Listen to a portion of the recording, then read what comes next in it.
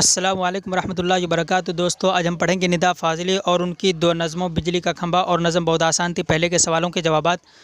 سبق شروع کرنے سے پہلے ندا فاضلی کے تعلق سے چند باتیں سن لیں۔ ندا فاضلی دور جدید کے مشہور شاعر ہیں۔ ان کی پیدائش 12 اکتوبر 1938 عیسوی کو گوالیار میں ہوئی۔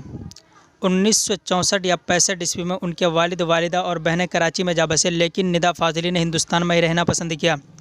انہوں نے اردو اور ہندی مضامین میں ایم اے تک کی تعلیم حاصل کی۔ اس کے بعد وہ ممبئی آ گئے۔ انہوں نے صحافت کا پیشہ اختیار کیا اور اردو ہندی کے مختلف رسالوں سے وابستہ ہو گئے۔ اس کے بعد وہ نغمہ نگار اور مکالمہ نگار کی حیثیت سے فلمی دنیا سے جڑ گئے۔ غزل، نظم اور دوہے بھی لکھے۔ انہوں نے مشرق و مغرب کے کئی ممالک میں ہندوستانی ادیبوں کی نمائندگی بھی کی۔ اپنی خدمات کی بدولت Padma Bhushan award, Sahitya Akademi award, Shikhar Samman award, غالب ایوارڈ جیسے اعزازات حاصل کیے۔ ان کا انتقال 8 فروری 2016 عیسوی کو ہوا۔ سبق شروع کرتے ہیں۔ سب سے پہلا سوال ہے، ندا فاضلی کہاں پیدا ہوئے؟ جواب، ندا فاضلی گوالیار میں پیدا ہوئے۔ سوال نمبر 2 ہے، ندا فاضلی کو کون کون سے ایوارڈز ملے؟ جواب، ندا فاضلی کو ساہتیہ اکیڈمی ایوارڈ، شیکھر سمان، پدم شری بھوشن، غالب اور خسرو جیسے اعزازات سے نوازا گیا۔ سوال نمبر 3 ہے، ندا فاضلی نے مشرق و مغرب کے کن ملکوں میں ہندوستانی ادیبوں کی نمائندگی کی؟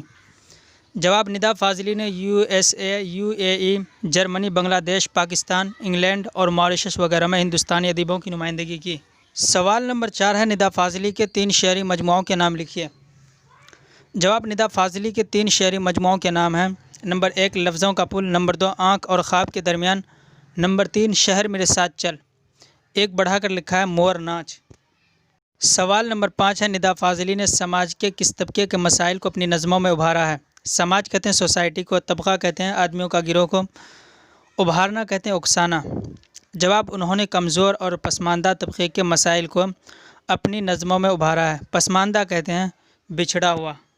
ویڈیو پسند آئے تو لائک کیجیے، شیئر کیجیے، سبسکرائب کیجیے۔ مختصر سوالات میں سے سوال نمبر 1 ہے، ندا فاضلی کی شاعری کے بارے میں 5 جملے لکھیے۔ جواب، ندا فاضلی کا شمار جدید نظم نگار شعراء میں ہوتا ہے۔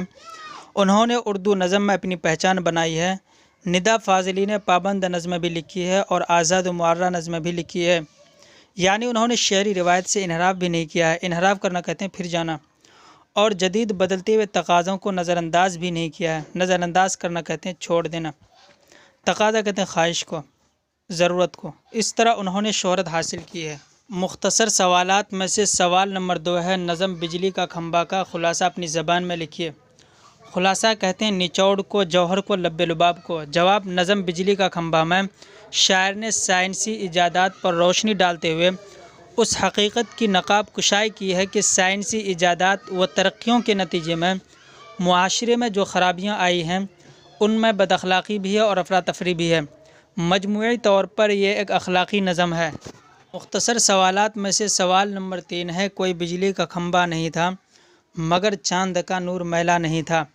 ان مصروں کی تشریح کیجیے۔ جواب، مندرجہ بالا مصروں میں شاعر کہتا ہے کہ جس زمانے میں سائنسی ایجادات کی کثرت نہیں تھی اس زمانے میں بد اخلاقیاں کم تھیں، لوگوں کے دل روشن تھے، چاند کی روشنی سے لوگ راستہ طے کرتے تھے، لیکن اب اخلاقی برائیاں عام ہو چکی ہے۔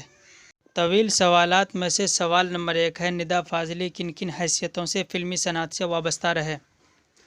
جواب، ندا فاضلی نغمہ نگار اور مکالمہ نگار کی حیثیت سے فلمی صنعت سے وابستہ رہے۔ نغمہ نگار کہتے ہیں اچھا گانے والے کو، مکالمہ نگار کہتے ہیں ڈرامہ کرنے والا، گفتگو کرنے والا۔ طویل سوالات میں سے سوال نمبر 2 ہے، ندا فاضلی نے شاعری کی کس کس صنف میں طبع آزمائی کی ہے؟ طبع آزمائی کرنا کہتے ہیں قسمت آزمانا۔ جواب، ندا فاضلی نے صنف شاعری میں سے غزل، نظم اور دوہے میں طبع آزمائی کی ہے۔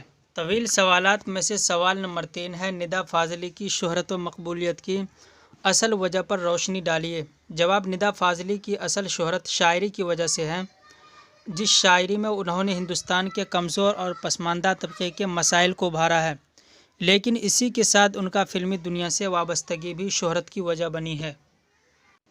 طویل سوالات میں سے سوال نمبر 4 ہے، زیر نصاب نظم نظم بہت آسان تھی پہلے کا مرکزی خیال تحریر کیجیے۔ جواب، شاعر نے نظم بہت آسان تھی پہلے میں صنف نظم کے فنی عروج و زوال کو بیان کیا ہے۔